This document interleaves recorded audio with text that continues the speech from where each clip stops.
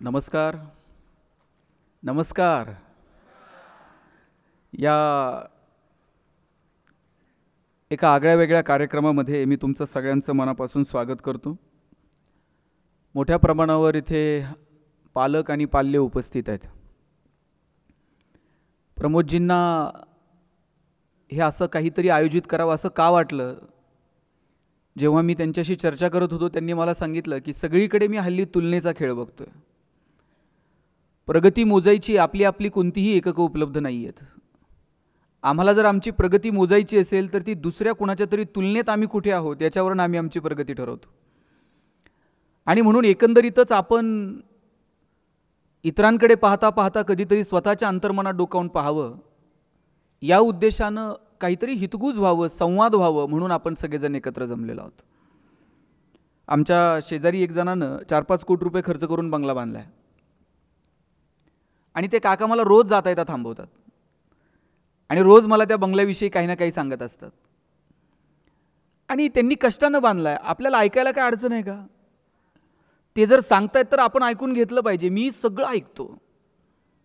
काहींना खूप अशी खोड असते, ते ऐकत नाहीत. कुणी कौतुक करायला लागलं, कुणी सांगायला लागलं की ते जाता जाता त्याला सांगून जाणार ते सगळं ठीक आहे पण ते किचनची दिशा बघा. ते बिचारा इतकं टेन्शनमध्ये येत आहे. आता मला सवय होऊन गेली आहे की मी तिथून जाताना काका मला थांबवणार आहेत आणि बंगल्याविषयी काहीतरी सांगणार आहेत. काल परवा काकांची माझी पुन्हा भेट झाली. आता मात्र ते बंगल्याविषयी एकही शब्द बोलायला तयार नव्हते. अर्धा तास झाला, पाऊण तास झाला. जाता आता मी म्हटलं काका आज तुम्ही काहीच बोलत नाहीत बंगल्याविषयी, झालं काय? ते म्हणले बंगल्यात आता काहीच राहिलं नाही. म्हटलं असं कसं?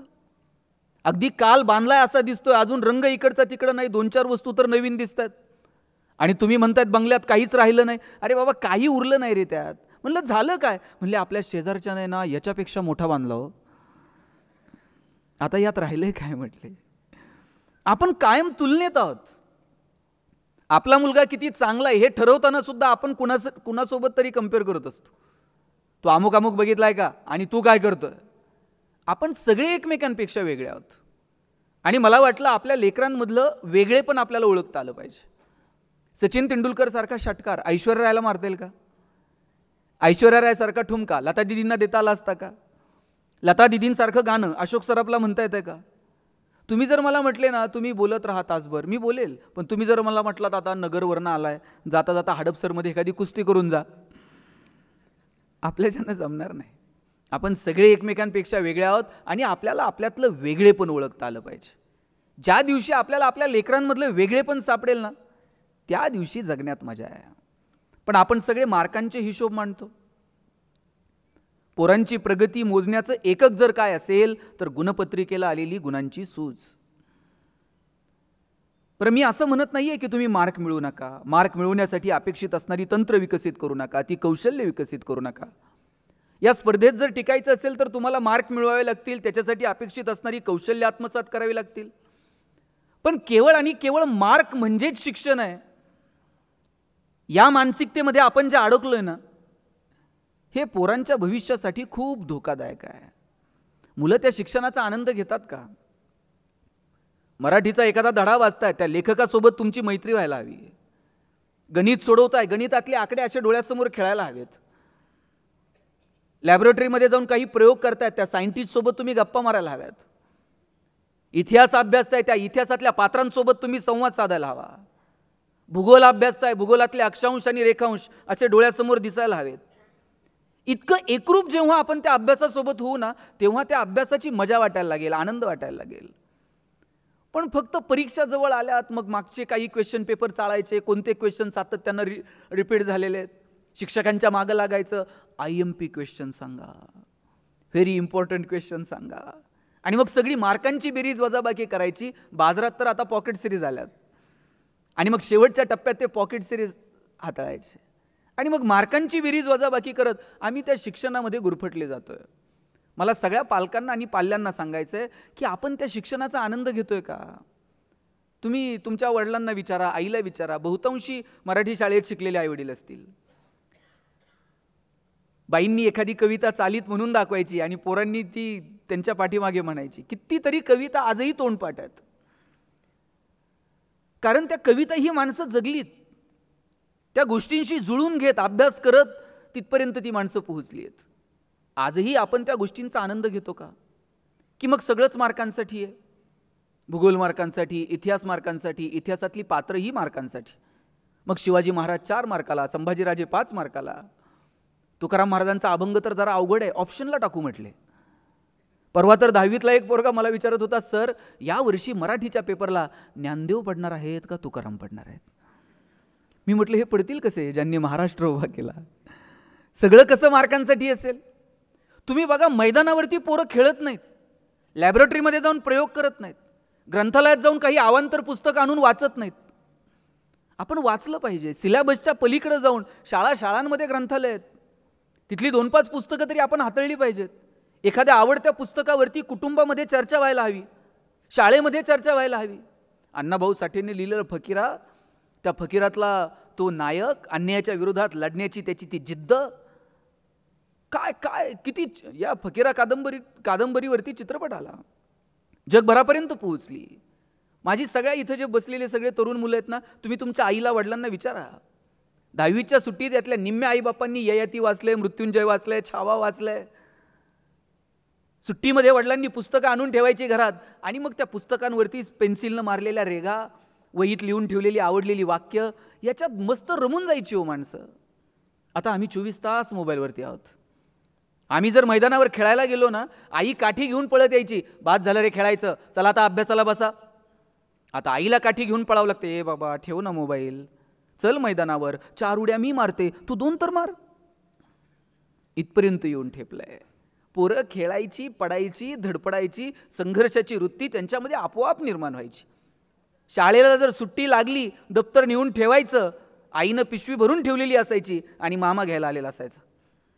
मग मामाकडं गावाकडं सुट्टीला जायचं, त्याच्याबरोबर शेतात जायचं, धारा काढायच्या, सकाळी उठून नांगरठीवर जायचं, कुरणात जनावरं चारायला जायचं आजोबांसोबत. येताना त्याच नदीला जिथं जनावरं पाणी प्यायची, तिथंच पोरं अशी जनावरासारखं गुडघे टेकवायची आणि हातानं पाणी पुढं ढकलायचं आणि झऱ्याला पाणी प्यायचं. इथल्या कितीतरी पालकांनी ते अनुभवलं असेल. जनावरांसारखं गुडघ्याला पाणी, असं गुडघे टेकून पाणी पिलेलं मला तर आठवत आहे. आता मला एक नदी दाखवा जिथं तुम्ही गुडघे टेकून पाणी पिऊ शकाल. आता पाण्याची बाटली विकत आणावी लागते, 20 रुपये लिटरनं पाणी विकत घ्यावं लागतंय. परिस्थिती बदलली आहे. आता एक नदी अशी नीट ठेवली नाही, त्याला सगळं सांडपाणी, कचरा बिचरा, इकडं तिकडं निर्माल्य, प्लॅस्टिकच्या पिशव्या गाठणी बांधून आम्ही नद्यांमध्ये फेकून दिल्या. मग आम्ही मुलांना नेमकं शिकवतोय काय? केवळ आणि केवळ पर्यावरण एक विषय आलाय आता म्हणून तो फक्त मार्कांसाठी अभ्यासायचा का? निसर्गाशी जुळून घेणं, पर्यावरण समजून घेणं, या गोष्टी आम्ही मुलांपर्यंत कधी पोहोचवणार आहोत? आता जाईल तिथे पाण्याची बाटली आहे. पूर्वी जर कुठं गेलं ना कार्यक्रमाला, तांब्या असायचा, फुलपात्र असायचं. साहेब आता तांब्यान फुलपात्र कुठं राहिलंय का हो? मला वाटतं अजून ते फार तर सुपारी, साखरपुडा, लग्न समारंभ अशा कार्यक्रमात अजून तांब्यान फुलपात्र आहे. आणि काही दिवसानं ते पण दिसणार नाही. गुरुजी सांगणार, मुलाचे मामा बाटली घेऊन या. इथपर्यंत येऊ देऊ नका. काय येणाऱ्या पिढ्यांपर्यंत नेऊन पोहोचवायचंय, मला वाटतं ते ठरवावं लागेल. आणि म्हणून आम्ही जे हंटर घेऊन फक्त पोरांच्या मागं लागलोय ना, मार्क म्हणजेच शिक्षण. मी पुन्हा सांगतो, मार्क मिळवा पण त्याचा आनंद घ्या.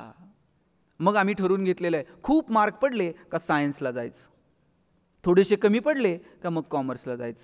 आणि सायन्सलाही नंबर लागला नाही आणि कॉमर्सलाही लागला नाही, आणि मग कुठे? शब्बास. आमच्या डोक्यात ते भरलंय, आर्ट्सला काय करिअरच्या संधीच नाहीत. मी अशी किती पोरं सांगू की जे कला शाखेतनं ग्रॅज्युएट झाली आणि करिअर झालं. सायन्स, आर्ट्स, कॉमर्स फक्त मार्कांवरून ठरू नका. तुमची आवड, तुमच्या स्ट्रेंथ, तुमचे विकनेस, आजूबाजूला असणाऱ्या संधी, या सगळ्याचा अंदाज घेऊन ठरवा की आम्हाला आमच्या मुलांना नेमकं कुठे घेऊन जायचंय. कॉलेजच्या गेटवर उभं राहिलं, पोरगं येताना दिसलं ना तरी कळतंय हे कोणत्या साईडला असेल. चष्मा विष्मा घालून इन बिन करून आलं का समजायचं, पावलं मोजत हिशोब करत आलं का समजायचं, आणि अशी वही बी फिरवीत शिट्टी मारत आलं, शब्बास. आम्ही ठरवून घेतलंय. माझी विनंती आहे की केवळ मार्कांवरून तुम्ही ठरू नका. म्हणजे एक जमाना आहे ना डीएडचा होता. डीएडला जर नंबर लागला ना, इथं शिक्षक आहेत का कोण? विचारा त्यांना डीएडवाल्यांची काय हवा होती. डीएडला जर नंबर लागला तर त्यांनी मागं बघायचंच नाही. आणि दोघं नवरा बायको जर जिल्हा परिषदच्या शाळेवर रुजू झाले, काय रुबाब होता. आता डीएड कॉलेजेसची अवस्था काय? बहुतांशी डीएड कॉलेजेस आता बंद होत चाललेत. त्यानंतर इंजिनिअरिंगचा बूम होता. गावात एखादाच इंजिनियर असायचा. गावात जर कुणी पाहुणे आले आणि त्यांनी जर विचारलं ना, इंजिनियर साहेब कुठं राहतात, सगळं गाव त्या पाहुण्याला इंजिनियरच्या घरी नेऊन सोडत होतं. आता तुम्ही गावात जाऊन विचारा इंजिनियर साहेब कुठं राहतात, ते म्हणते नाव सांग. प्रत्येक घरात 4 आहेत. आणि आफ्टर मेडिकल म्हणजे आफ्टर कोविड आता मेडिकलचा बूम आहे. आता प्रत्येक आईबापाला वाटतंय पोरगं मेडिकललाच गेलं पाहिजे. नाही भारतात नंबर लागला तर म्हणते रशियात जाऊ द्या, पण त्यांना मेडिकललाच गेलं पाहिजे. बरं, त्यांच्या डोक्यात असं नाही आहे की नाही याला जरा मॅथ फिजिक्स आवडतंय म्हणून यानं इंजिनिअरिंगला जावं, याला जरा केमिस्ट्री बायो आवडतंय म्हणून यानं मेडिकलला जावं. त्यांच्या डोक्यात पक्का आहे पोरगा MBBS, त्याला मुलगी MBBS झालेली बघायची, दोघांनी मिळून हॉस्पिटल टाकायचं आणि नंतर मग मेहुण्याला मेडिकल. असंच असतं ना. अलिखित नियम आहे, ते मेहुण्यालाच द्यावं लागते हल्ली. जरा या हिशोबांच्या थोडंसं पलीकडे जाऊयात ना.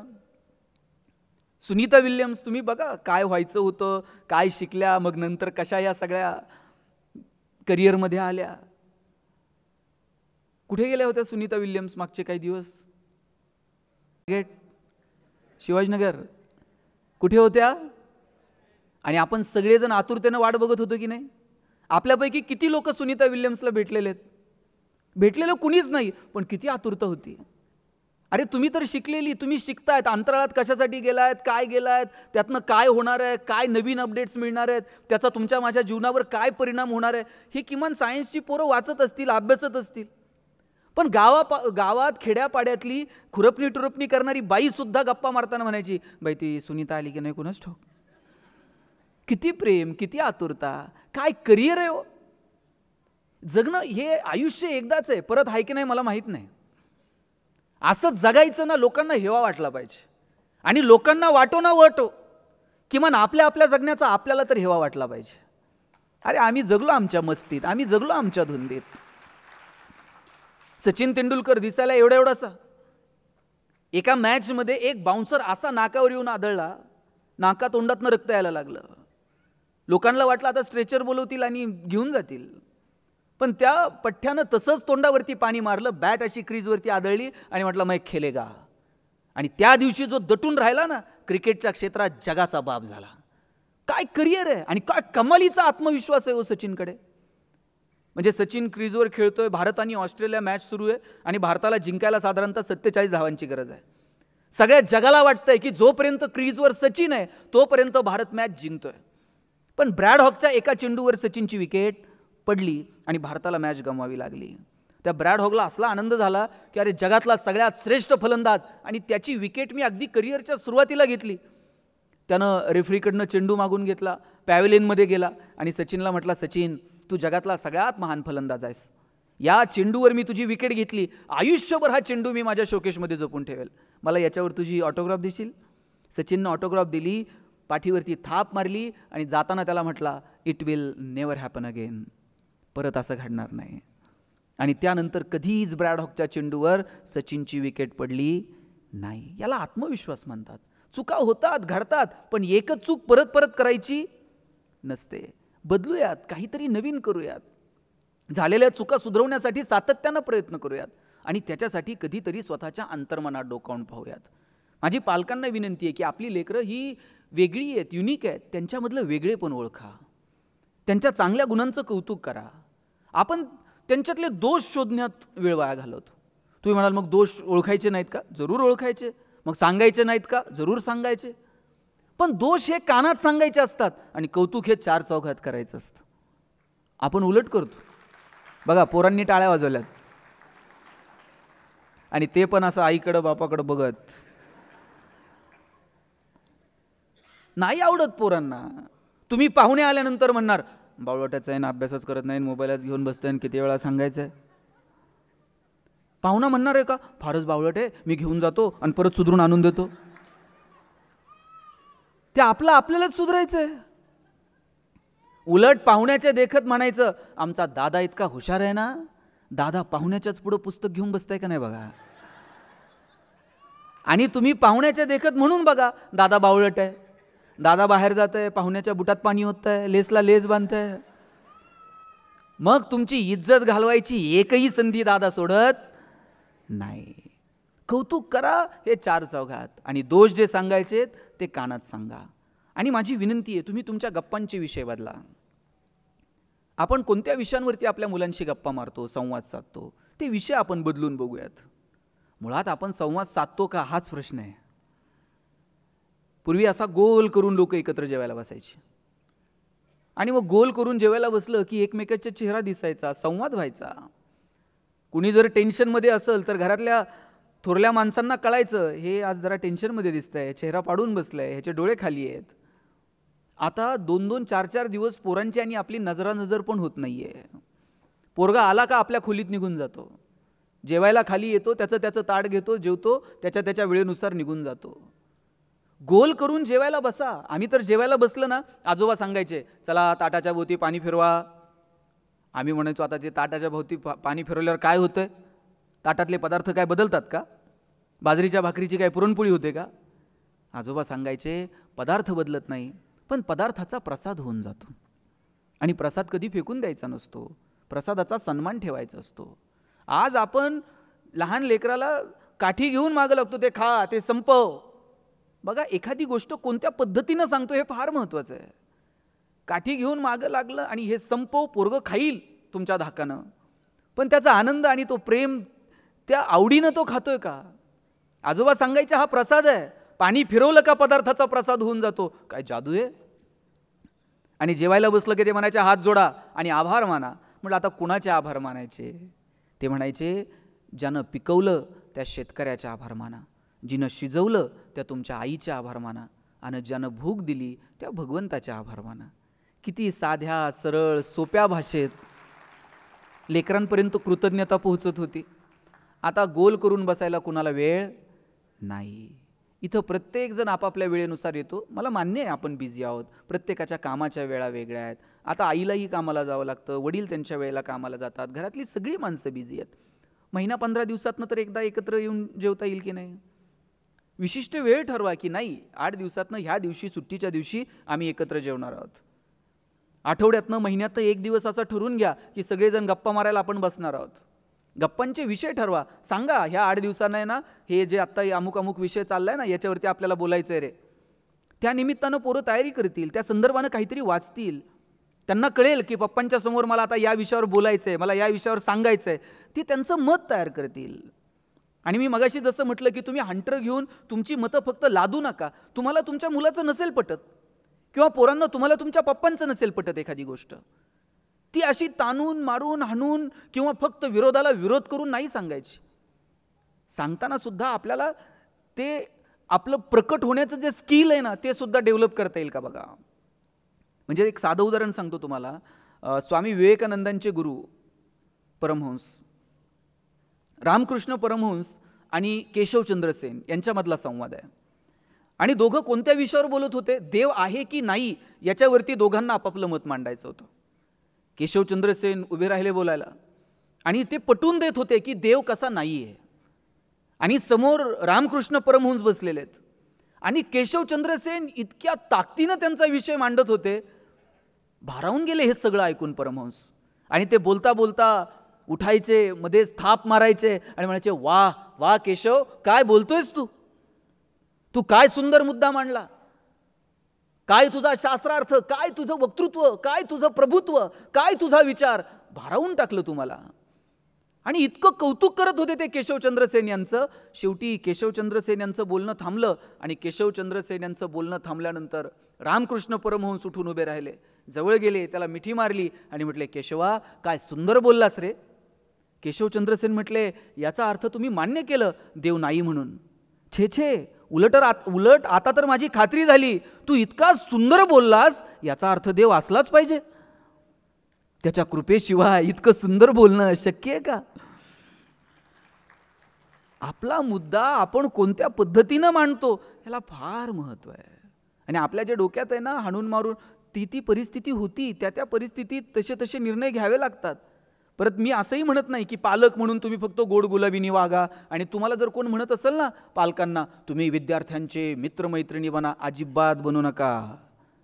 त्यांना खूप मित्रमैत्रिणी ऑलरेडी, तुम्ही त्यांचे चांगले आईबापच व्हा. ते मित्रमैत्रिणी बनायच्या फंदात गेलं का ते पोरगं बापाच्या गळ्यात हात घालते. आणि ते आईला तर सरळ म्हणते, ए आई तुला काय कळतं ग, एवढं पण मित्रत्वाचं नातं ठेवू नका. योग्य वेळी कान पकडा, योग्य वेळी पाठीवरनं थाप मारा, योग्य वेळी गोडी गुलाबीत संवाद साधा. पण ते तारतम्य ठेवून आम्हाला वागता आलं पाहिजे. प्रत्येक वेळीच प्रतिकार नाही आणि प्रत्येक वेळी प्रतिसादही नाही. मला असं नेहमी वाटायचं की प्रत्येक वेळीच आपण प्रतिसाद दिला का छान होतं. आणि म्हणून मला जर कोणी विचारलं ना सुखी जगण्याचा मंत्र काय, मी म्हणायचो प्रतिकार नको, प्रतिसाद द्या. प्रतिकारासाठी कशाला वेळ घालता.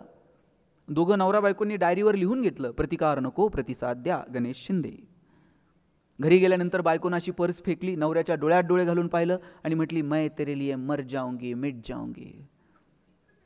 बायको म्हणली, मैं तेरे लिए मर जाऊंगी. नवरा म्हटला, बघ कसं जमतंय तसं कर म्हटलं. म्हणजे आता हे काय नाही, ते सकाळी सरांनी सांगितलं ना, प्रतिकार नको. कधी प्रतिकार करायचा, कधी प्रतिसाद द्यायचा, ह्याचं तारतम्य नको का. कोणती गोष्ट कोणत्या पद्धतीनं येणाऱ्या पिढ्यांपर्यंत पोहोचवायची याचं तारतम्य आपल्याला ठेवावं लागेल. आणि माझा दावा आहे, आपण जसं सांगू तसं मुलं वागत नाहीत, आपण जसं वागू तसं मुलं वागतात. आदर्श हे केवळ सांगण्यातनं निर्माण होत नाहीत, आदर्श हे वागण्यातनं निर्माण होतात. पोराला सांगायचं व्यसन करू नये, घरात सुविचार लिहून ठेवायचा व्यसन करू नये. आणि बापानंच पोराला सांगायचं जा जरा गॅसच्या शेगडीवरनं सिगरेट पेटून आण. पोरगा असं येते जसं ऑलिम्पिकची ज्योत घेऊन आलंय. बाप कानातनं धूर काढतो, नाकातनं धूर काढतो. हे सगळ्यात शाळेत सांगतो, जादूगार बाप आहे, कानातनं धूर काढतो. आपण लेकराला सांगायचं खोटं बोलू नये आणि पाहुणे आल्यानंतर सांगायचं त्यांना सांग पप्पा घरात नाहीत म्हणून. आपण जसं वागू तसं मुलं वागणार आहेत. माझ्या वडिलांची मिराशिगा मिरवीनं तुझी चरणसेवा पांडुरंगा. तुकोबारायांना सांगावं वाटलं की अरे आम्ही जे काही करतोय ते आमच्या बापदाद्यानं घालून दिलेला मार्ग आहे आणि त्याच्यामुळे आम्ही इथपर्यंत आलेलो आहोत. काय आज आपण सगळ्यांनी छावा पाहिला. छावा कुणालाही म्हणतात का? छावा कुणालाही म्हणत नाहीत. त्याच्यासाठी बाप सिंह असावा लागतो. बाप सिंह आहे म्हणून छावा. आपण आपल्या लेकरांच्या समोर काय आदर्श निर्माण करायचे मला वाटतं ते ठरवावं लागेल. आमच्याकडे एक वाडा आहे, त्या वाड्यामध्ये एक पाटील राहतात आणि बिचारे वजन वाढलेलं आहे, वर गॅलरीत फिरत असतात, खाली येत नाहीत फारसं, वरच चक्कर मारत असतात. आणि त्यांचा नित्यक्रम ठरलेला आहे, संध्याकाळी चक्कर मारायला वाड्यातल्या त्या गॅलरीमध्ये एरझरा मारत असतात. गावातलं एक लहान पोरगं खाली येणार वाड्याच्या आणि पाटील फिरायला लागलं त्या खालून वर बघणार आणि म्हणणार पाटील जिवंत आहे त्यावर काही नाही, गेल्यावर कसं करायचं, 4 लोकांना तर पाटील झेपल का, काही घेणं देणं आहे का हो? चांगला विचार करावा, चांगलं चिंतन करावं, याचं वजन कसं कमी होईल, याचं टेन्शन किती असेल बाबा, ह्याला किती त्रास असेल, काहीतरी त्याला सांगावं बाबा हे कर ते दिलं सोडून आणि 4 लोकांना झेपल का. पाटील म्हणलं याला वर बोलवा. वर बोलवलं, कोंडून ठेवलं पोरगा. ते वडील पळत आले, म्हणले पाटील पोराला का कोंडलं. म्हणले हे संस्कार केले का, मी आपला माझ्या टेन्शनमध्ये एरझरा मारतोय आणि ती खालून वर बघतोय आणि म्हणतोय गेल्यावर कसं करायचं आणि 4 लोकांना झेपल का. ते म्हणले पाटील लहान लेकरू होते, काय कळतं त्याला, गेल्यावर कुठं संवेदना असतात का. आणि नाही 4 लोकांना झेपलं ना म्हणला, हातपाय तोडून असं सुट्ट सुट्ट करून घेऊन जा म्हणला. पाटील म्हणले लेकराची चूक नाही, हे बेनं खराब आहे.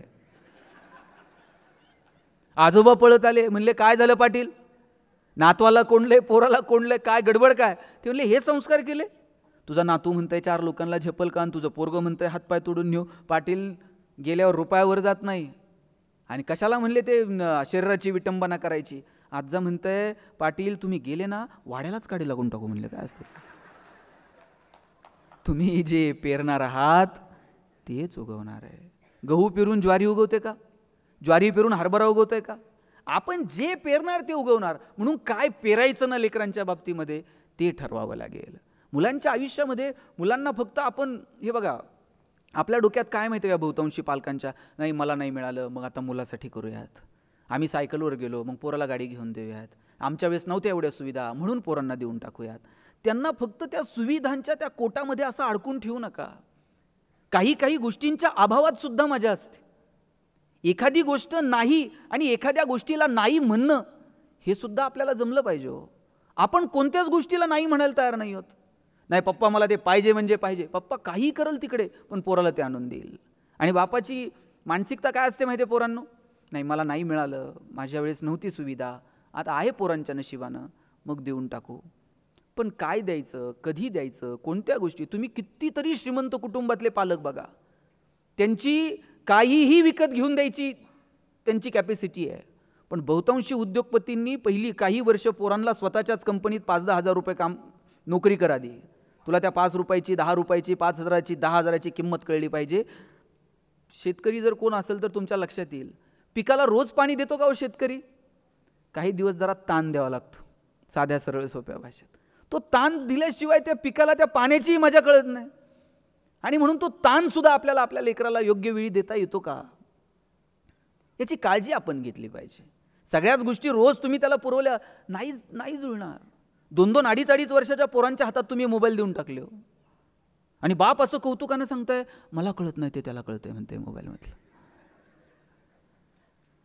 पोरगं जर रडायला लागलं ना, आई त्याला जवळ घ्यायची आणि जवळ घेतल्याबरोबर पोरगं रडणं थांबवत होतं. आता पोरगं रडायला लागल्यावर आई काय करते मी सांगू का तुम्ही सांगता? आणि पोरगं इतकं पुढचं आहे, मोबाईल हातात आल्याशिवाय ते पण रडायचं थांबत नाही. आईच्या स्पर्शाची जागा जर मोबाईलच्या स्पर्शानं घेतली असेल, हा कुणाचा पराजय आहे? हा विज्ञान तंत्रज्ञानाचा विजय आहे का मातृत्वाचा पराजय आहे हे ठरवण्याची वेळ आली आहे. म्हणून कोणत्या वयात कोणत्या गोष्टी कोणत्या कारणांसाठी मुलांना द्यायच्या हे आपण ठरवायला हवं. वय वर्ष 0 ते 11 वयोगटातल्या हजारो मुलांचे डोळे निकामी होण्याची वेळ आली आहे. इतका पोरांचा स्क्रीन टाईम मोबाईलवरचा वाढत चालला आहे. मोबाईल खूप चांगलं साधन आहे, तुम्ही ते मुलांना द्यायला हवं. मुलं टेक्नोसेवी असली पाहिजेत, नवीन तंत्रज्ञान कळलं पाहिजे. पण किती प्रमाणात हा प्रश्न मात्र तुम्ही स्वतःला आणि तुमच्या मुलांना विचारला पाहिजे.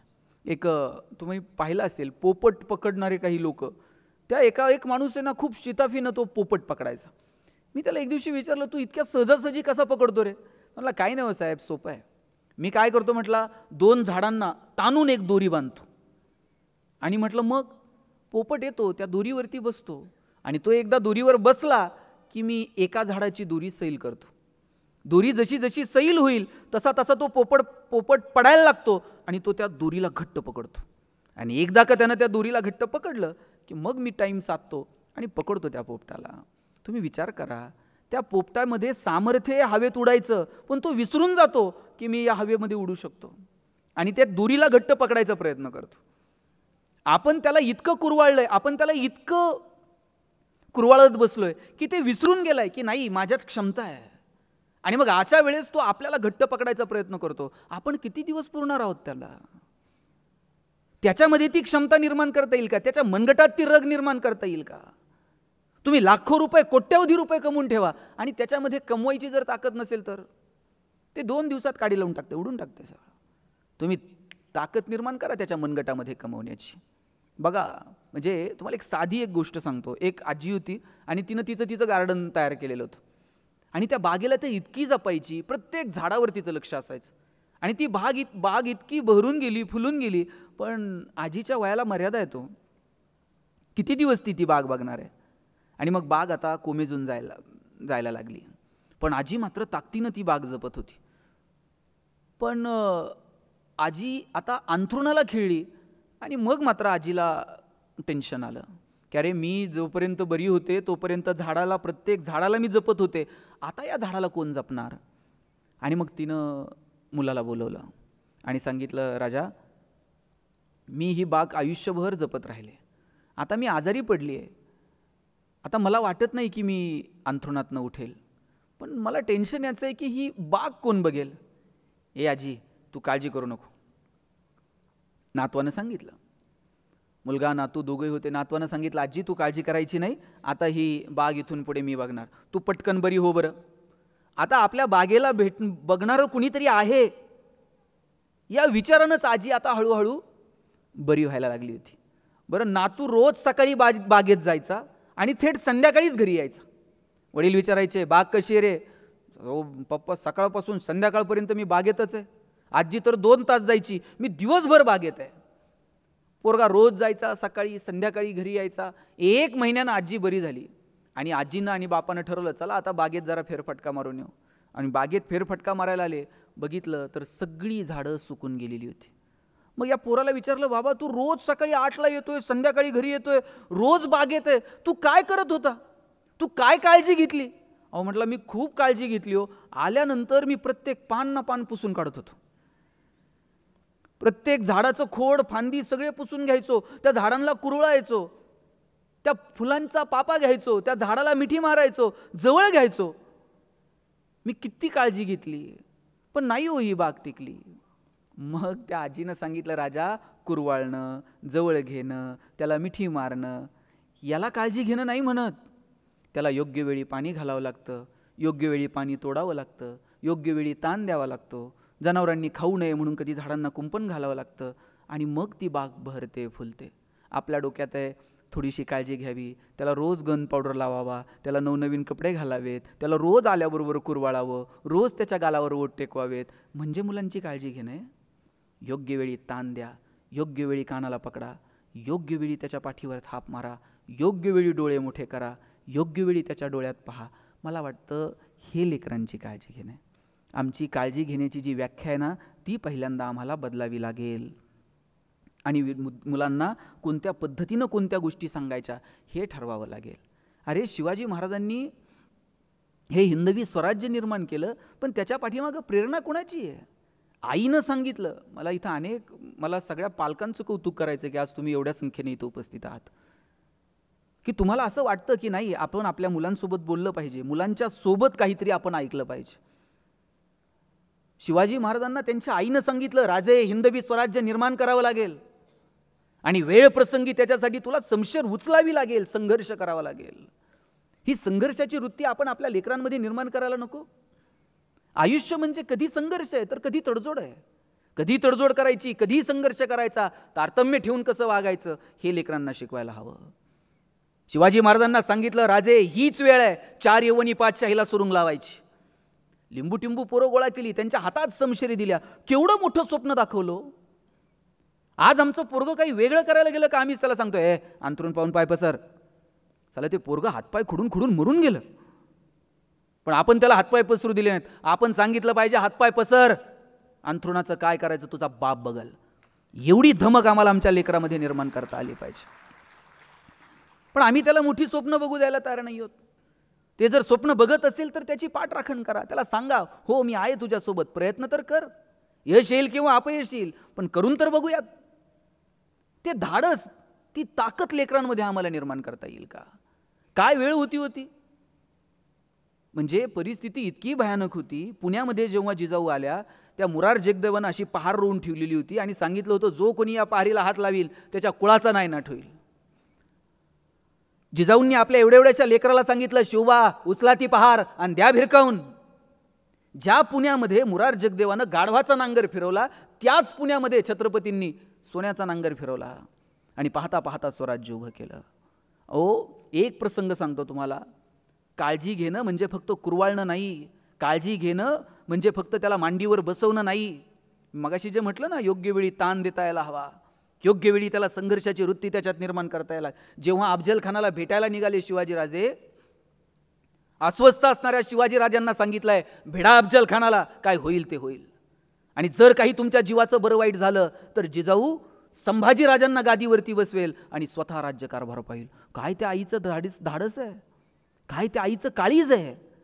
आणि म्हणून हे आयुष्य परत नाही. पोरांना सांगा, कर तुला काय करायचंय ते, पण मोठी स्वप्न बघ, चांगलं काहीतरी करायचं ठरव.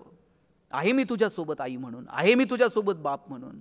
आणि पोरांनाही विनंती आहे, तुमचे आईबाप जेव्हा तुमच्यासाठी काहीतरी करतात त्यावेळेस तुम्ही तुमच्या आईबापाकडे फक्त बघत चला की कुठल्या परिस्थितीतून माझे आईवडील माझ्यासाठी हे सगळं करतायत. तुम्हाला जर त्याची जाणीव राहिली ना तर तुमचे पाय घसरणार नाहीत. तुमच्या आईवडिलांच्या तुमच्याकडनं माफक अपेक्षा आहेत, फार काय अपेक्षा नाही. पोरांनी रोज लाख रुपये आणून माझ्या हातात टेकवावेत. इथं तरुण पोरं बसलेली आहेत, तुमचे उंची आता वडिलांच्या खांद्याला आली आहे, वडिलांची चप्पल तुमच्या पायाला यायला लागली आहे. एकदा का बापाची चप्पल पोराच्या पायाला यायला लागली आणि पोरगा बापाच्या खांद्याला आला, वडील रागवत नाहीत, चापट मारत नाहीत. लहान होतो काही चुकलं तर वडील पटकन चापट मारायचे, ए असं नाही रे, असं कर. आता पोरगा खांद्याला आल्यावर वडील मारतात का? अशा वेळेला वडिलांच्या डोळ्याची भाषा बाळांनो तुम्हाला समजून घेता आली पाहिजे. बापाची अपेक्षा असते की पोरगा आता खांद्याला आला, थोडंसं ओझं हलकं करल, त्याच्या पायावर उभा राहील, त्याचं कर्तृत्व सिद्ध करल.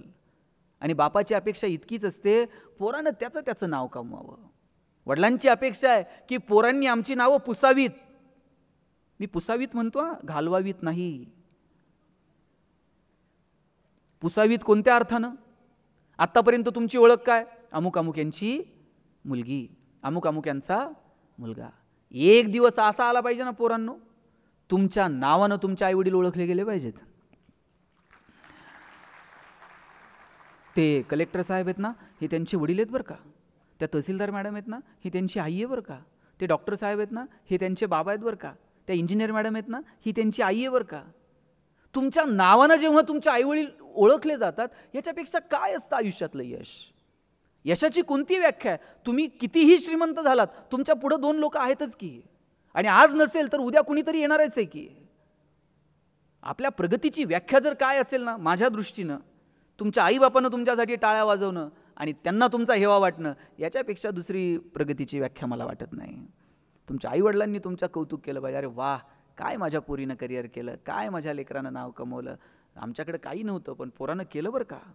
हे जेव्हा तुमच्या आईवडिलांना वाटायला लागेल ना, तेव्हा मला वाटतं ती एक, इतर अनेक व्याख्यांपैकी ती एक तुमची प्रगतीची व्याख्या आहे.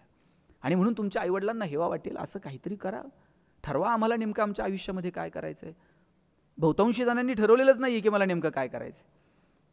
आणि मी पुन्हा पुन्हा सांगतो, कुणाचं बघून ठरू नका की ह्यानं हे केलंय म्हणून मला ते करायचं आहे, त्यानं ते केलंय म्हणून मला हे करायचं आहे. आपण अंधानुकरण करतो.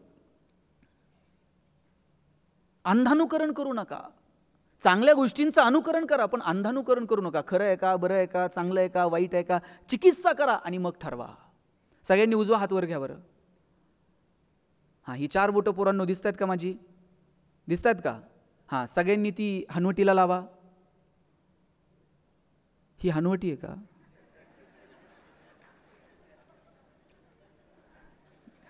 तुम्ही कपाळाला हात का लावला? घ्या खाली. का लावला? मी काय सांगितलं होतं? हनवटीला हात लावायचं. तुम्ही कपाळाला का लावला? शब्बास, तुम्ही लावला म्हणून वर्षानुवर्षे हेच चाललंय.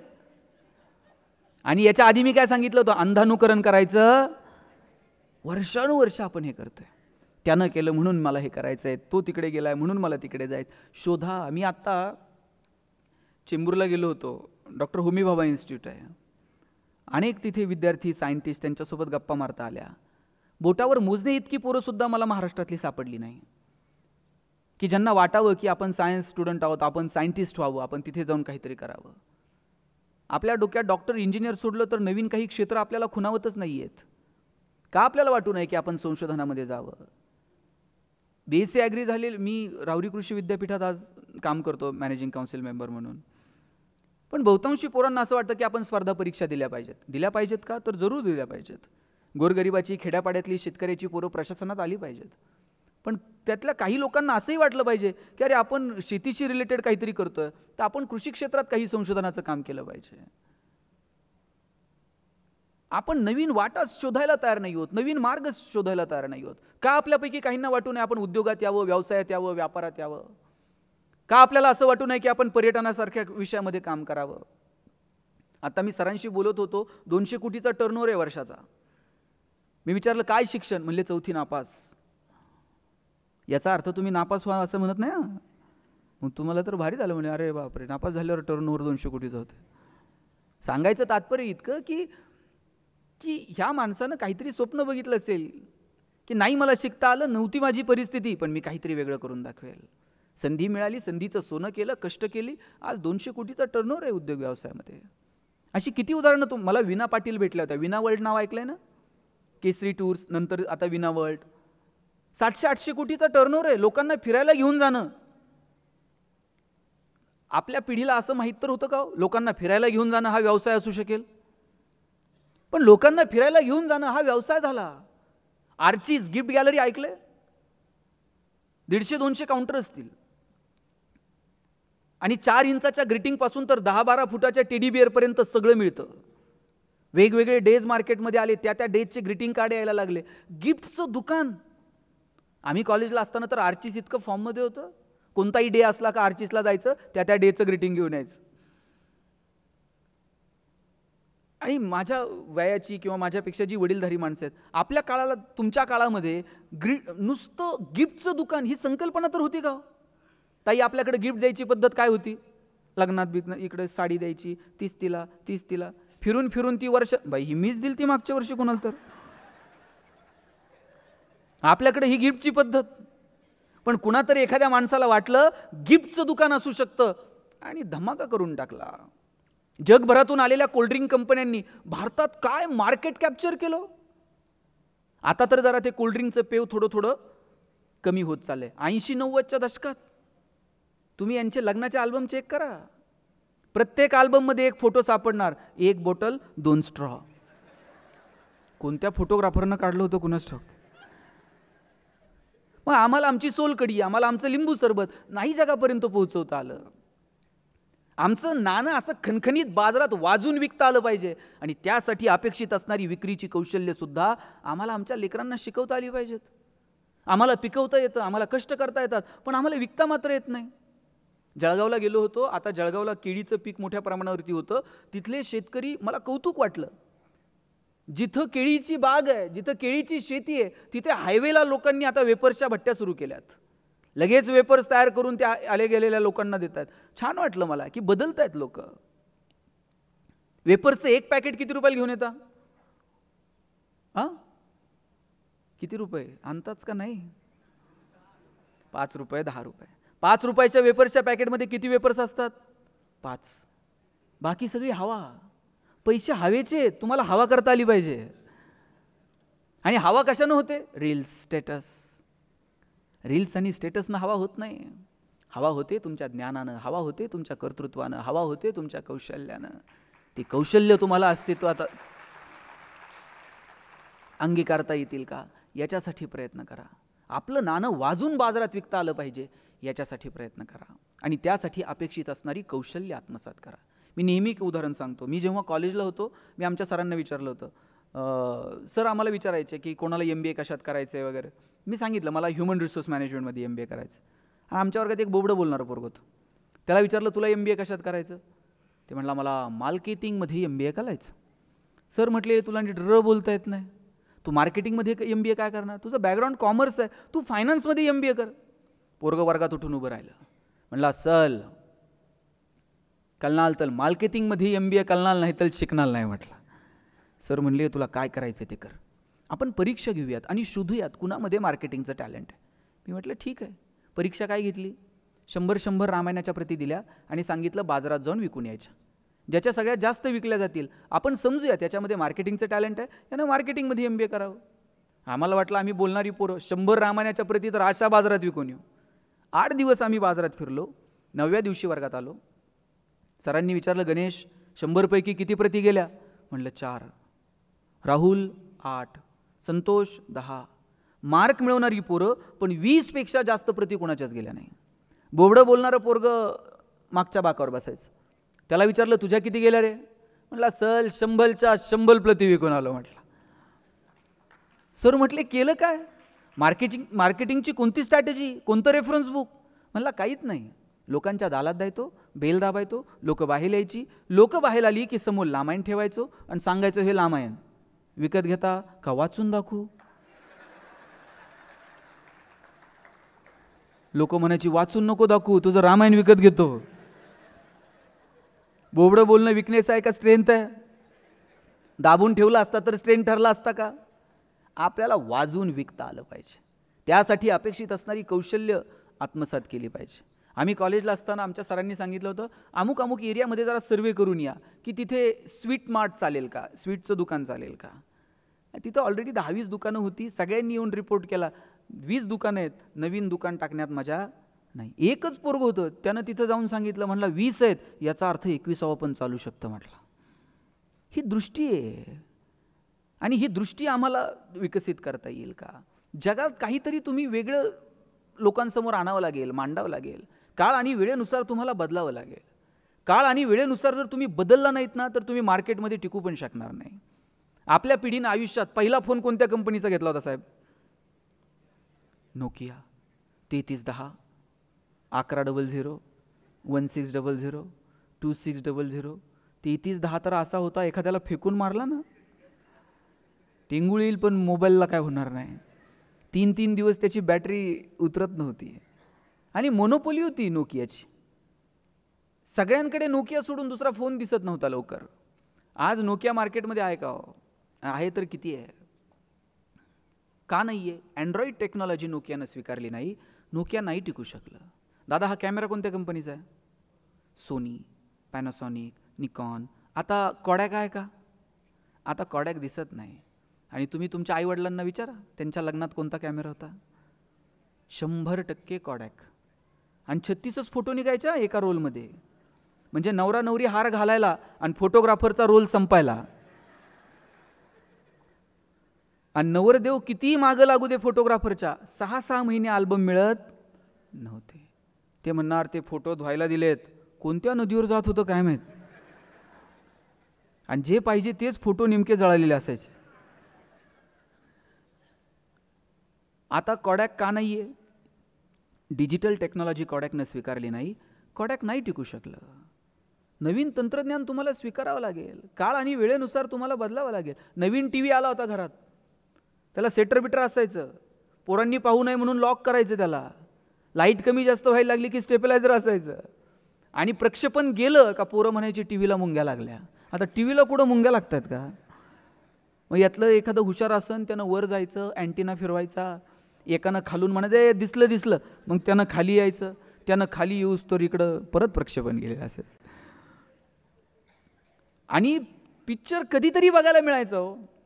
कधीतरी छायागीत, कधीतरी चित्रगीत, कधीतरी मोगली, कधीतरी चंद्रकांता. एक मी मगाशी जे म्हटलं ना, अभावामध्ये सुख होतं. कधीतरी चित्रपट बघायला मिळायचा म्हणून गर्दी व्हायची टी व्ही समोर. रविवारी रामायण महाभारत असायचं, गावात शांतता असायची, चिडीत चूप. इतकी लोक मजा घ्यायची या सगळ्या गोष्टींची, कारण अभाव होता. आता रोज चित्रपट आहेत, कोणतंही चॅनल लावा. रविवारी 4 वाजता मराठी पिक्चर लागायचा. धूमधडाका, थरथराट, लक्ष्मीकांत बेर्डे, अशोक सराफ, महेश कोठारे यायचा, ओ डॅमेट. आणि मध्येच एक जाहिरात लागायची. आता ह्या तरुण मुलींना ती जाहिरात पाठ नसेल, माहीत नसेल, पण सगळ्या पालकांची मात्र ती जाहिरात पाठ असणार. लाईफ बॉय है जहा. ऐकलं की नाही? खात्री आहे मला आमच्या सगळ्या पिढीविषयी. कारण आमच्याकडे दुसरा पर्याय नव्हतो. जाहिरात बदलायला, चॅनल बदलायला ऑप्शनच नव्हता. जाहिराती सगळ्या पाठ असायच्या. आणि लाईफ बॉयच्या जाहिरातीमध्ये फुटबॉल खेळणारी पोरं दाखवली होती. भारतात कधीतरी फुटबॉलची क्रेज होती का? क्रिकेटची क्रेज होती. पण लाईफ बॉयची मोनोपोली होती. लाईफ बॉयला कुणी म्हणायचं तुम्ही क्रिकेट खेळणारी पोरं का दाखवली? इतका रुबाब होता लाईफ बॉयचा. लोक दुकानात जायची आणि म्हणायची साबण द्या नव्हती म्हणत, लाईफ बॉय द्या म्हणायची. इतका रुबाब लाईफ बॉयचा. पण त्यानंतर राजा हिंदुस्तानी पिक्चर आलेला. करिश्मा कपूर एकदम फॉर्ममध्ये होती. लक्सनं करिश्मा कपूरला ब्रँड अँबॅसेडर केलं. आता लक्सनं करिश्माला ब्रँड अँबॅसेडर केल्यावर फुटबॉल खेळणाऱ्या पोरांकडे कोण बघतंय का? लक्सनं मार्केट कॅप्चर केलं. लाईफ बॉयला कळलं आता करिश्माच्या कॉम्पिटिशनमध्ये फुटबॉल खेळणारी पोरं टिकणार नाहीत. आता आपण त्यांनी लाल रंगाचा ठोकळा साबण बाजूला केला आणि लाईफ बॉय गोल्ड नावाचा गुळगुळीत साबण बाजारात आणला. आणि लाईफ बॉय गोल्डची जाहिरात कोण करत होतं? आता फुटबॉल खेळणारी पोरं नाहीत. लाईफ बॉय गोल्डची जाहिरात करत होता कॉलेजचा एक तरुण मुलगा आणि मुलगी. मुलगी गाडीवरनं उतरते, रागात निघून जाते. मुलगा विचारतो काय झालं? मुलगी सांगते पसीने की बदबू से परेशान. पोरगा घरी जातो, लाईफ बॉय गोल्डनं आंघोळ करून येतो. या कंपन्यांना कळलो काळ आणि वेळेनुसार आपल्याला बदलावं लागेल. कोविडमध्ये एक तरी साबण अशी जाहिरात करत होता का आमचा साबण सुगंधी आहे, तो लावल्यावर तुम्ही गोरे व्हाल? कोविडमध्ये कुणाला गोरं व्हायचं पडलं होतं? प्रत्येक साबण एकच जाहिरात करत होता 99.9% कीटाणू से मुक्ती. कोविडमध्ये साहेब संतूर मम्मी बिम्मी सगळं बंद, फक्त कीटाणू आणि मुक्ती. आणि साहेब मला मोती साबणाचं गणित अजून समजलेलं नाही. मोती वर्षभर कुठं असते काय माहीत, ते दिवाळीलाच येतंय. वर्षभर झोपताय, दिवाळीला म्हणताय उठा उठा, मोती साबणानं आंघोळ करायची. त्यानं ठरवून घेतलंय वर्षभर कुणाला काय करायचे ते करा. आपलं मार्केट, गरीबातला गरीब आणि श्रीमंतातला श्रीमंत माणूस, ते मोतीनं आंघोळ केल्याशिवाय त्याला वाटतच नाही दिवाळी झाली.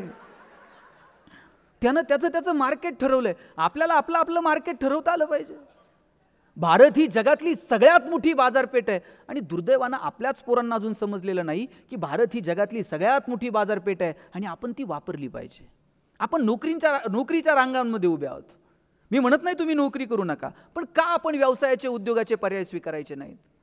प्रत्येकाचं स्किल वेगळं आहे, सगळेच जण उद्योग व्यवसायात येऊ शकणार नाही.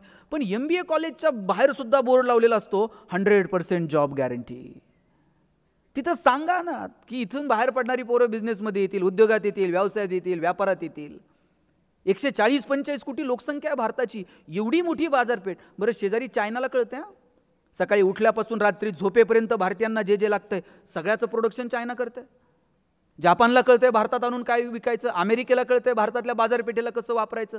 आम्हाला का समजत नाहीये? एवढासा देश आहे इस्रायल, कृषी क्षेत्रात कुठे निघून गेला. आणि आम्हाला 60-70 वर्ष लागली हे कळायला की पाणी पाटाला नसतं द्यायचं, पिकाला द्यायचं असतं. आम्ही 60-70 वर्ष पाटानंच पाणी देतोय, त्याच्यावर गाणी विणी काय. आत्ता ठिबक वगैरे सिंचन पद्धती नव्यानं आल्या आणि मग आम्हाला कळलं की पाणी थेट पिकाला द्यायला पाहिजे. आता आमच्या विद्यापीठानं ड्रोन टेक्नॉलॉजी विकसित केली. आता आम्ही शेताच्या, ते ड्रोन फक्त तुम्ही नाही वापरायचा आता फोटो काढायला, शेतकरी ड्रोन वापरणार. त्यांना बांधाव बसायचं रिमोट घेऊन, खांद्यावर पंप नाही टाकायचा, त्यांना रिमोटनं फवारणी मारायची सगळ्या शेतावरती. आणि एक दिवस असा येईल कांद्याची गोणी सुद्धा त्या ड्रोनला लावायची, थेट गोणी भुसाऱ्यात. बदललं पाहिजे, नवीन तंत्रज्ञान कळलं पाहिजे, उद्योग व्यवसाय व्यापार कळला पाहिजे. तुमची माझी कॉम्पिटिशन हडपसर, शेवाळवाडी, पुणे, नगर, नागपूर इथपर्यंत मर्यादित नाही आहे. 93-95ला गॅट करार स्वीकारला, खुला आर्थिक धोरण स्वीकारलं. जगातली कितीतरी विद्यापीठं यावर्षी भारतात येऊ बघतात. डीम्ड युनिव्हर्सिटी आल्या, सिलेबस बदलत राहतात. आणि या कॉम्पिटिशनमध्ये टिकायचं असेल, डोळे विस्पारून जगाकडे बघितलं पाहिजे. ठराविक एखादी परीक्षा, ती क्रॅक करण्यासाठी अपेक्षित असणारी तंत्र आणि ती एक्झाम पास होऊन अमुक एखाद्या कॉलेजला नंबर लागणं आणि तिथून बाहेर पडल्यानंतर एखादं पॅकेज, आयुष्यात एखादी गाडी, एखादा फ्लॅट, हप्ते हप्ते हप्ते हप्ते हप्ते आणि एक दिवशी स्विच ऑफ. एवढंच फक्त करिअर आहे का? अरे आयुष्य परत नाहीये, मस्त जगू. रतन टाटा साहेब ज्या दिवशी गेले त्या दिवशी आपल्या सगळ्यांचं स्टेटस काय होतं? टाटा साहेबांचा फोटो होता की नाही? बरं, आपण कोण भेटलोय का हो त्यांना? पण भारतातला काय जगातला प्रत्येक माणूस हळहळ व्यक्त करत होता, मोठा माणूस गेला. कलाम साहेब ज्या दिवशी गेले, गावातला फेटा बांधलेला माणूस रडत होता. मी म्हणलं, बाबा का रडताय? अरे म्हणले, देव माणूस गेला, कलाम साहेब गेले. म्हणलं, कधी भेटला होता? कशाचं बाबा, एवढा मोठा माणूस आपल्याला कधी भेटतोय? मग रडता का? नाही, लय मोठा माणूस गेला म्हणले. कलाम साहेब राष्ट्रपती म्हणून जेव्हा त्यांचा कार्यकाल संपला, हातात 2 बॅग घेऊन त्या राष्ट्रपती भवनातनं बाहेर पडले. एका बॅगमध्ये त्यांचे काही पुस्तकं, डायरी, काही महत्त्वाची कागदपत्र आणि एका बॅगमध्ये 2 ड्रेस. काय जगली होई माणसं. असे मोठे आदर्श आम्ही आमच्या लेकरांसमोर कधी ठेवणार आहोत? आपल्याला हे चांगले आदर्श आपल्या लेकरांसमोर ठेवता आले पाहिजे. साहेब, पुण्यामध्ये 2-4 महिन्यापूर्वी पोलिसांनी कार्यवाही केली. कोट्यवधी रुपयांचं ड्रग्ज सापडलं. जे पुणे विद्येचं माहेरघर म्हणून ओळखलं जातं, त्या पुण्यामध्ये कोट्यवधी रुपयांचं ड्रग्ज सापडतं. ज्या अर्थी ते सापडतं त्या अर्थी इथं ग्राहक आहे. ग्राहक काय कोण अमेरिकेहून येऊन इथून ड्रग्ज घेऊन तिकडे जात आहे का? इथे आलेली पोरं कुठली आहेत? इथं बसलेली निम्मी पोरं, इथं या भागातली पोरं इकडं सोलापूर, बार्शी, विर्शी इकडनं आलेली आहेत. खेड्यापाड्यातली पोरं पुण्यात शिकायला येतात. या पोरांच्या आता पॅरेंटिंग हे इतकं क्लिष्ट बनत चाललंय. तुम्ही तुमच्या आईवडिलांना विचारा, अरे एकदा पोरगं बापानं शाळेत नेऊन दाखला बिकला ते भरलं, पोरगं एकदा रुजू झालं, 10वी होईपर्यंत बापाला माहीत पण नव्हतं शाळेत काय आणि कसं काय कुठं. आता मात्र रोज परिस्थिती भयानक बदलतीये. शिक्षकांनी पोराला मारलं, कानाला पकडलं तरी पालक काही बोलत नव्हते.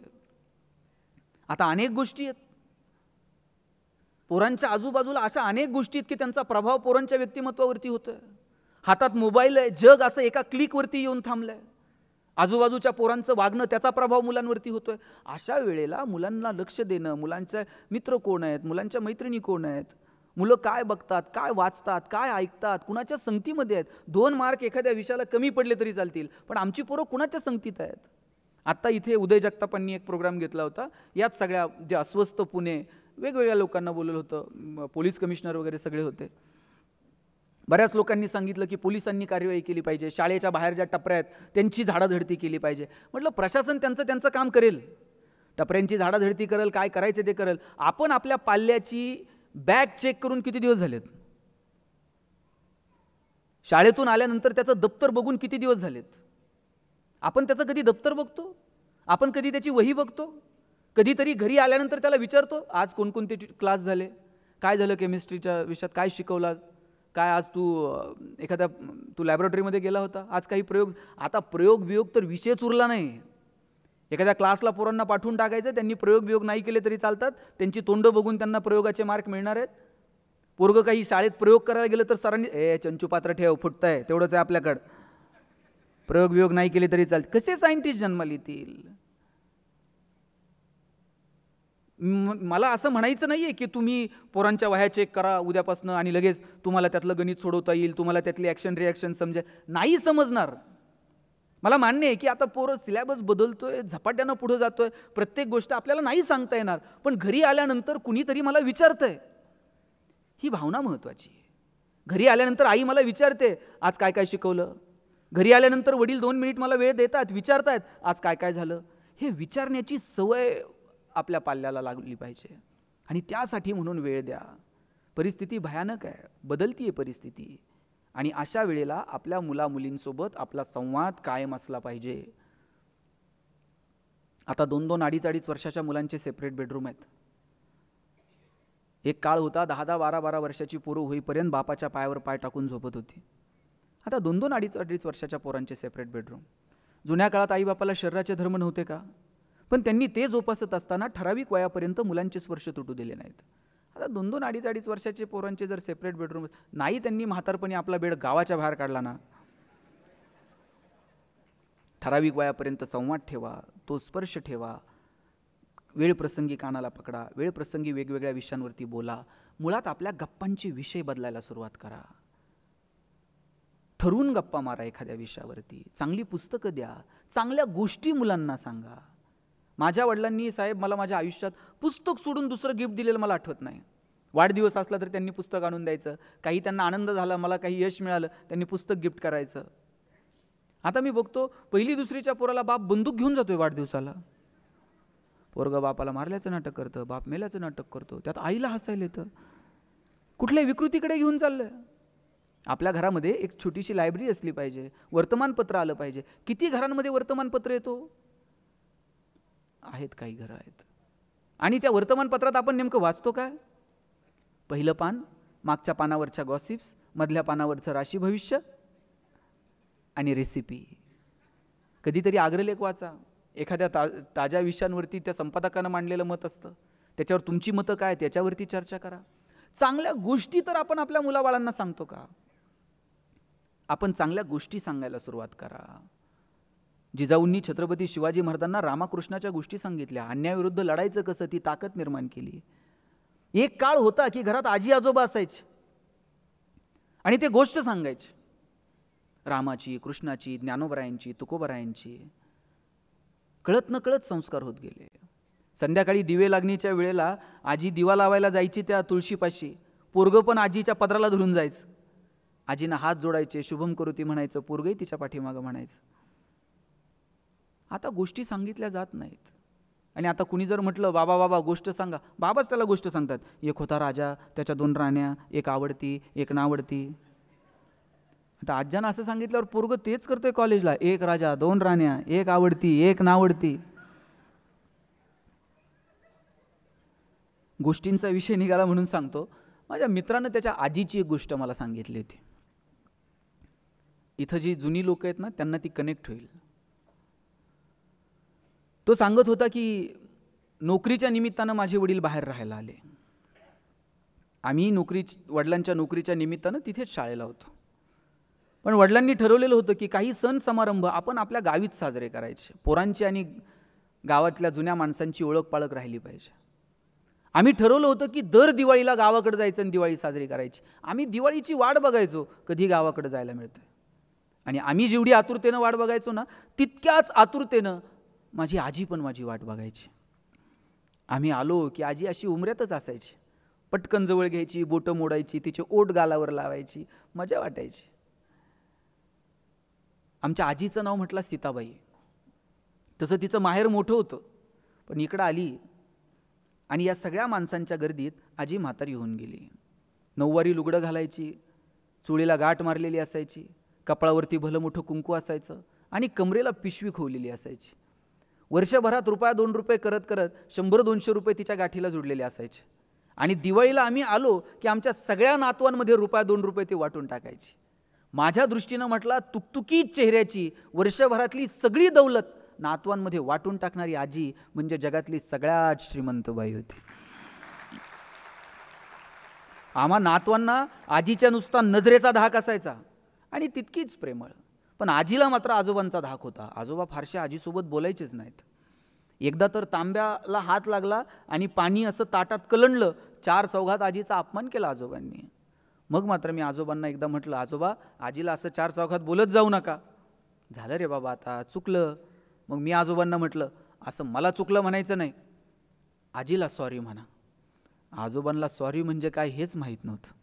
कदाचित म्हणूनच ते माझ्या सांगण्यावरून आजीला सॉरी म्हटले आणि नंतर मी आजीला सांगितलं, सॉरी म्हणजे चुकलं, माफ करा असा अर्थ होतो.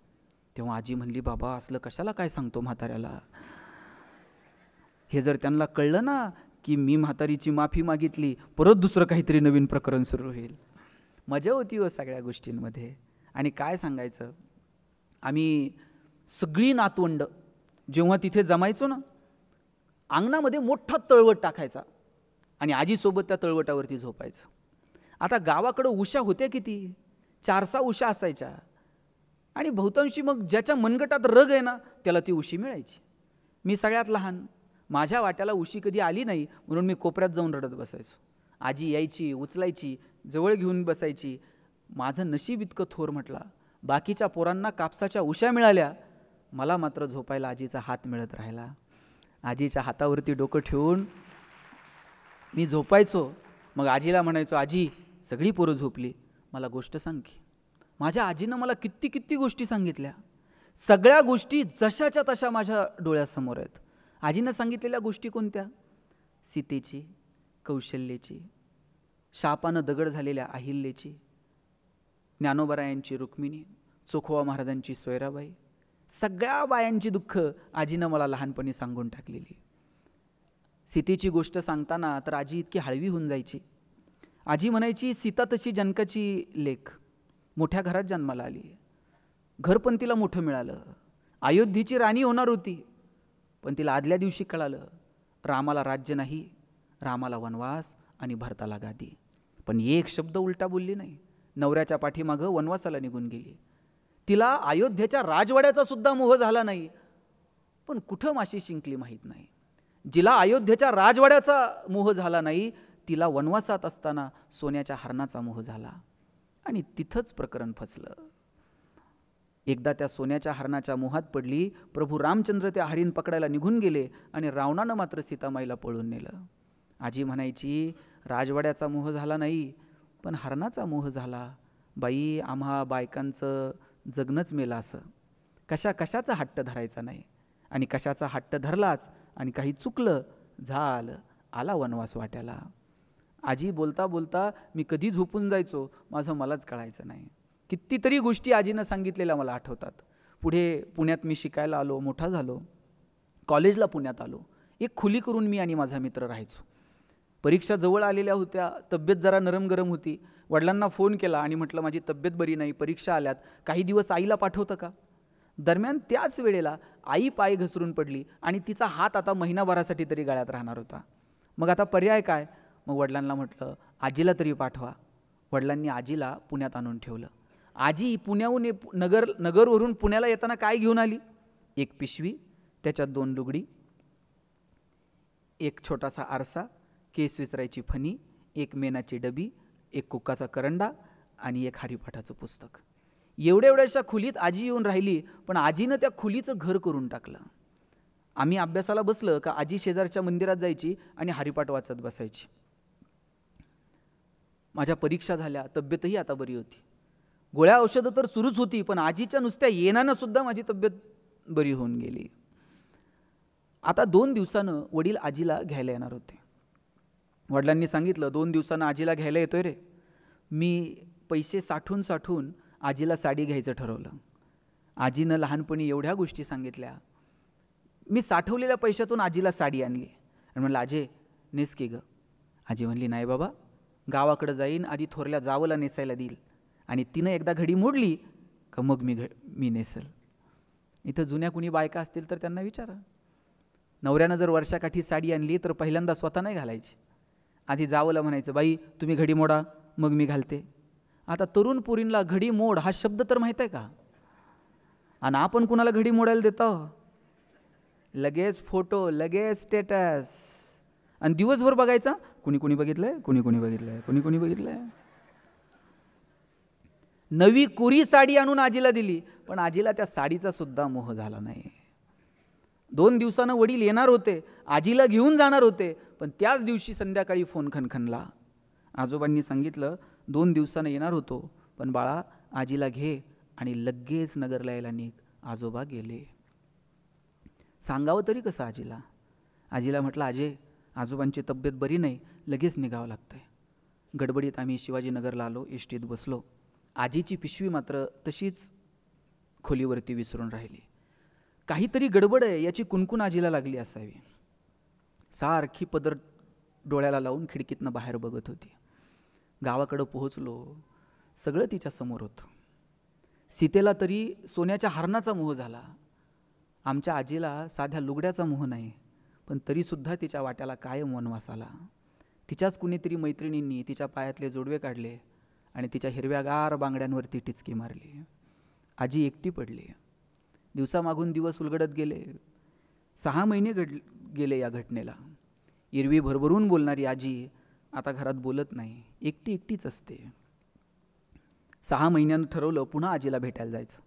मित्राला घेतलं आणि आजीला भेटायला आलो. 2 दिवस आजीसोबत खूप बोलायचा प्रयत्न केला, पण आजी काही खुलली नाही. जाताना आजीला म्हटलं, आजे तुझी पिशवी खोलीवर राहिली होती, तेवढी घेऊन आलो, आणि ती पिशवी आजीकडे दिली. आजीनं सामान खाली ओतलं. 2 लुगडी, एक मी आणलेली नवी कोरी साडी जी तिनं कधी वापरली नाही, एक केस विसरायची फणी, एक कुंकाचा करंडा आणि मेणाची डबी. कुंकाचा करंडा, फणी बघितली आणि 2 दिवसापासून शांत असणारी आजी गळ्यात पडली आणि तिनं हंबरडा फोडला. आता काय करू रे याचं? ही फणी, हा आरसा, हे कुंकू, आता काय करू मी याचं? ज्या आजीच्या हातावरती डोकं ठेवून मी लहानाचा मोठा झालो, ती आजी आता आज माझ्या खांद्यावरती डोकं ठेवून रडत होती. माझ्या खांद्यावरती आजीचं डोकं होतं, पण मला त्यात सीता दिसली, लक्ष्मणाची पत्नी उर्मिला दिसली, ज्ञानोबांची आई रुक्मिणी दिसत होती, अहिल्या दिसत होती. जगातल्या सगळ्या बायांचं दुःख आजीच्या डोळ्यातून ओरगळत होतं.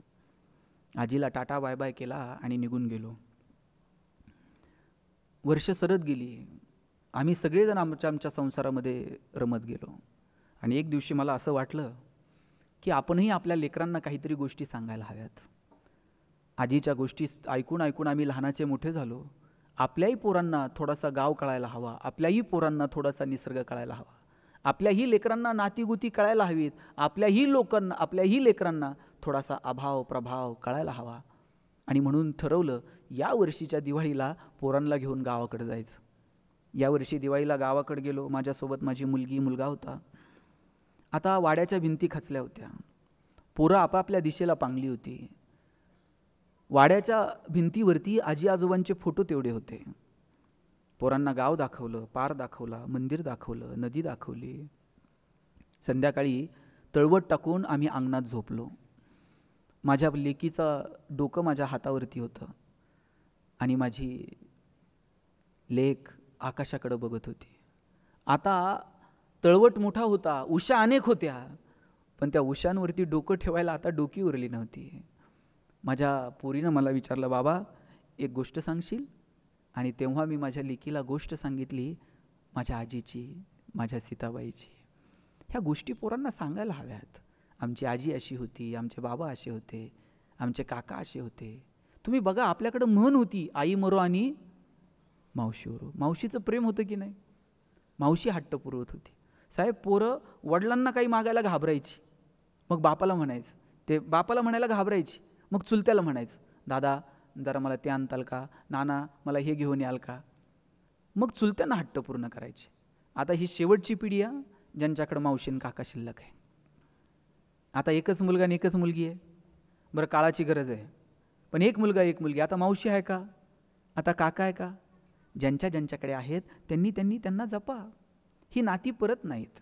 आई वडील बहीण भाऊ, जपा या नात्यांना. माझे वडील एक चॉकलेट आणायचे, माझ्या बहिणीच्या हातात द्यायचे आणि म्हणायचे, गणेशन तू अर्धा अर्ध करून खा. ताई चॉकलेटचे 2 भाग करायचे, एक मोठा आणि एक. ताई चॉकलेटचा छोटा भाग स्वतःला ठेवायची आणि मोठा भाग मला द्यायची. चॉकलेट छोटं होतं, पण आभाळा एवढा संस्कार करून गेलं. मोठ्या लोकांनी मोठ्या गोष्टी मोठ्या मनानं छोट्या लोकांना द्यायच्या असतात.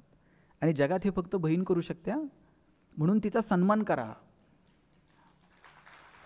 आणि आपण आपल्या बहिणीचा जितका सन्मान करतो ना, तितकाच सन्मान इतरांच्या बहिणीचा करा. म्हणजे कोणत्या बहिणीसाठी मोर्चे काढावे लागणार नाहीत, कॅन्डल मार्च काढावे लागणार नाहीत. माझी तरुण पोरांना विनंती आहे, तुम्ही असे गल्लीत चौकात कुठेतरी उभे आहेत आणि शाळेतल्या कॉलेजमधल्या 2 पोरी तिथून चाललेल्या आहेत. तुमच्याकडं बघितल्याबरोबर त्या पोरींना सुरक्षित वाटलं पाहिजे. आणि तुमच्याकडं बघून जर वर्गातल्या पोरीला सुरक्षित वाटत नसेल तर तुम्हाला जय भवानी आणि जय शिवाजी म्हणायचा अधिकार नाही, हे तुम्ही लक्षात घ्या.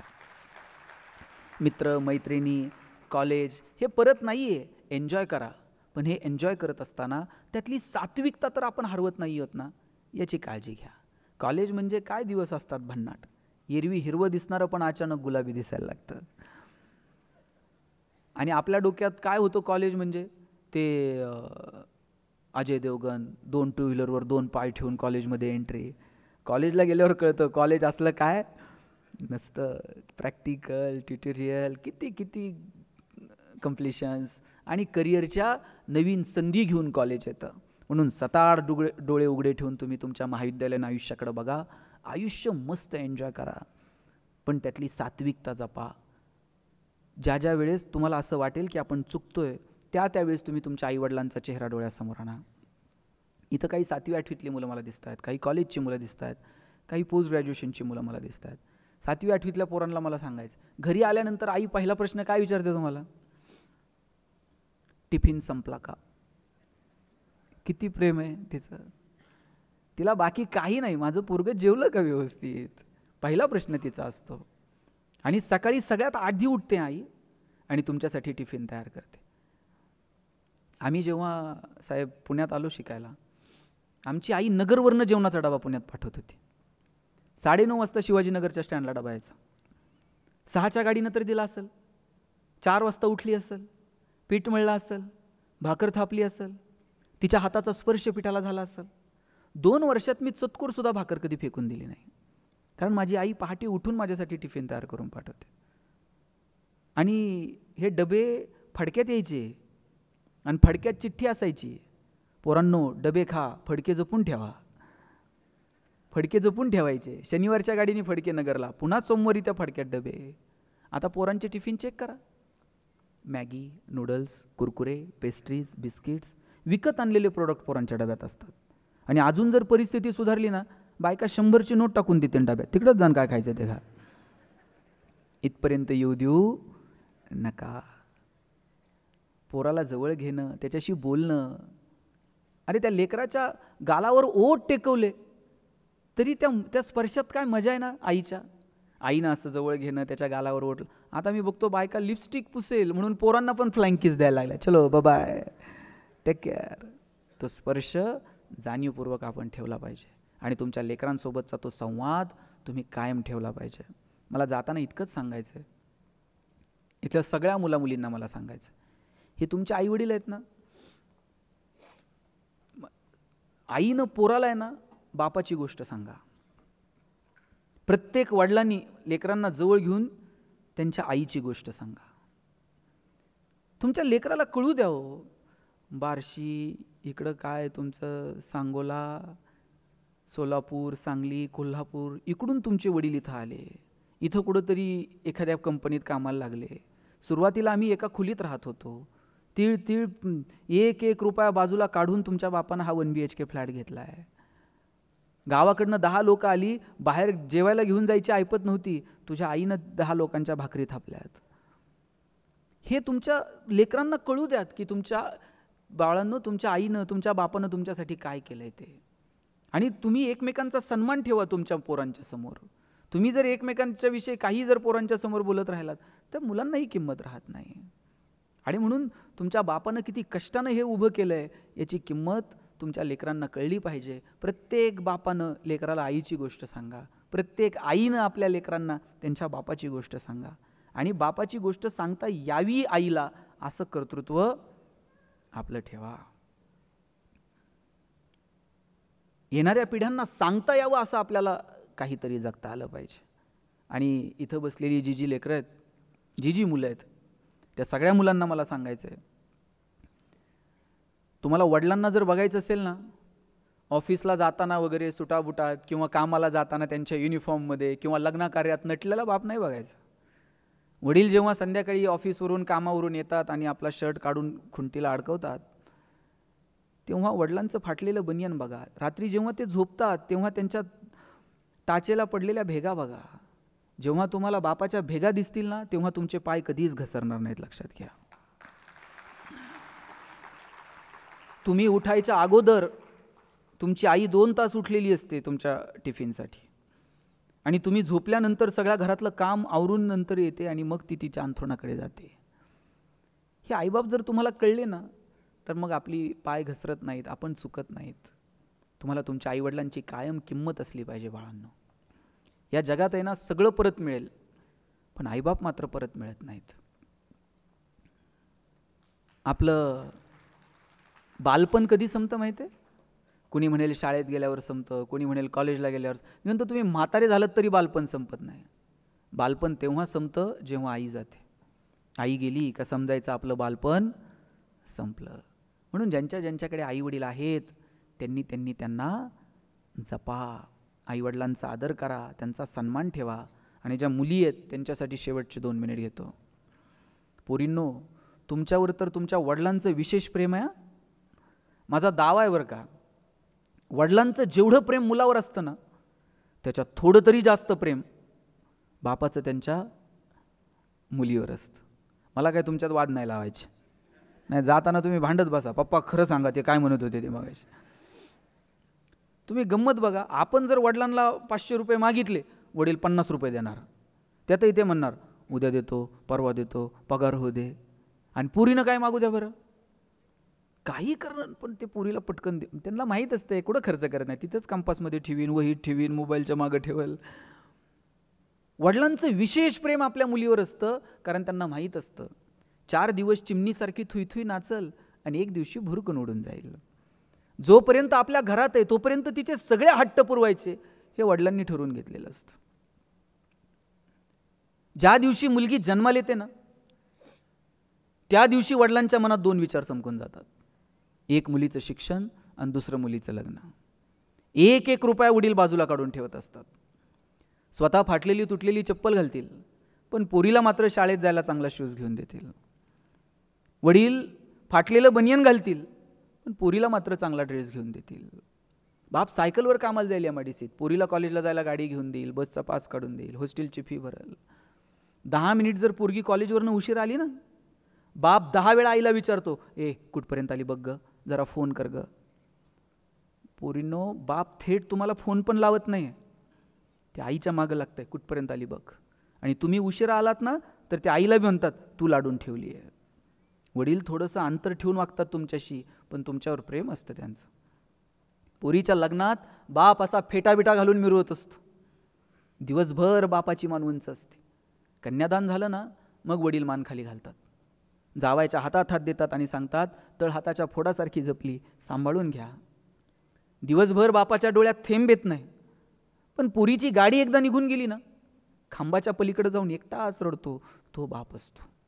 कधीच बापाची मान शर्मेनं खाली जाईल असं वागायचं नाही. बापाला अभिमान वाटला पाहिजे, काय माझ्या राणीनं करिअर केलं, काय माझा पठ्ठ्या जन्माला आला, काय माझ्या पुरीनं कर्तृत्व करून दाखवलं. हे तुमच्या आईबापाला सांगता यावं अशी परिस्थिती निर्माण करण्यासाठी स्वतःला झोकून द्या. हे आयुष्य परत कधीच मिळणार नाही. मला माहीत नाही पुढचा जन्मबिन्म काय आहे नाही, पण जे काही आयुष्य आहे ना, दाबात जगायचं, आपल्या आपल्या मस्तीत जगायचं. तुकोबाराय जायला निघाले आणि कोणी विचारलं काय मिळालं तुम्हाला तुमच्या आयुष्यात, तुकाराम महाराज म्हटले काय मिळालं मला माहीत नाही, पण कौतुक वाटे झाली या वेचाचे. जगाला काय वाटतंय आम्हाला माहीत नाही, पण आम्ही जे जगलो आमच्या जगण्याचं मात्र आम्हाला कौतुक वाटतंय. आपल्या आपल्या जगण्याचं आपल्याला कौतुक वाटावं इतकं सुंदर आयुष्य तुम्ही जगाल अशी अपेक्षा व्यक्त करतो. खरं तर मी तुम्हाला धन्यवाद देतो. व्याख्यानाला तुम्ही म्हणजे पहिल्यांदा त्यांनी मला सांगितलं की आपण व्याख्यान ठेवतो आणि त्याच्यासाठी ते म्हणले हा सगळा हे हॉल हे करण्यासाठी आपण तिकीट ठेवून बघूयात. मी म्हटलं अहो व्याख्यानाला कुठं तिकीट काढून लोक येत आहेत का, पण तुम्ही काही करू शकता. आणि ज्या पद्धतीनं तुम्ही हे सगळं अरेंज केलं आणि एका हळव्या विषयावरती ह्या सगळ्यांना एकत्र केलं त्यासाठी तुमचे मनापासून आभार मानतो. सगळेजण एकदा दादासाठी जोरात टाळ्या वाजवा. आणि सगळ्या पालकांना आणि पाल्यांना सगळ्यांना मनापासून धन्यवाद देतो. तुम्ही इथं आलात. सगळ्या मुलामुलींना सांगतो की तुमचे आईवडील आत्ता जशा टाळ्या वाजल्या तशा टाळ्या तुमच्यासाठी वाजवतील असं करिअर तुम्ही तुमच्या आयुष्यामध्ये करून दाखवाल. आणि टेन्शन घेऊ नका. आता जरा शेवटी थोडेसे स्ट्रेसमध्ये आलेत, असं टेन्शन नाही घ्यायचं, असं मस्त हसत जगायचं. माणसालाच हसता येतं, जनावरांना हसता येतं का? ताई तुम्ही शिनकूर करायला गोठ्यात गेलाय आणि एखाद्या म्हशीनं छान स्माईल दिलं, असं झालंय कधी? म्हैस म्हणते का प्लीज वेलकम इन गोठा? पोरांनो तुम्ही कधी गाढवाला हसताना बघितलंय? ज्या दिवशी गाढव हसवायला सुरुवात करल त्या दिवशी समजायचं गाढवाचा प्रवास मानवत्वाकडे सुरू झाला. आणि ज्या दिवशी माणूस हसायचं बंद करल त्या दिवशी समजायचं माणसाचा प्रवास तुमचं तुम्ही ठरवा काय असेल. तुम्ही मस्त राहा, हसत राहा. तुम्हा सगळ्यांना खूप साऱ्या शुभेच्छा. No once more, no retake for any moment. So please please please dear friends, keep smiling. Thanks lot.